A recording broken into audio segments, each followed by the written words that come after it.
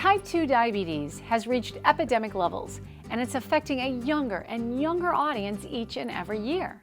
The good news is anyone can decrease their chances just by what they drink.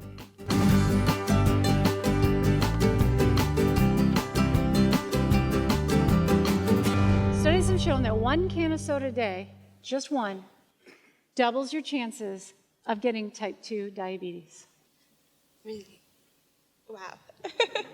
We need to know these things, and we need to make better choices for our own body and know, so that we don't go to the doctor and he goes, oh, you know what, you got your blood sugar's up, you got type 2 diabetes. And you're like, huh? How did that happen, doc?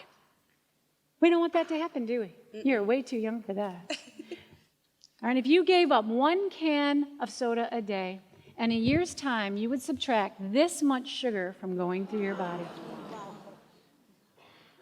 And if you subtracted 1 of these a day, how many would that be?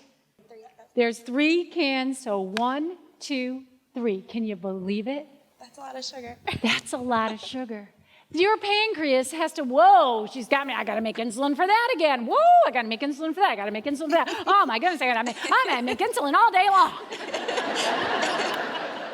And it's just tired. And pretty soon it just wears out. But we could be doing the internal car wash that helps fight breast cancer, colon cancer, heart disease, all that good stuff by learning to like water a little bit more. So Angela, I have a present for you.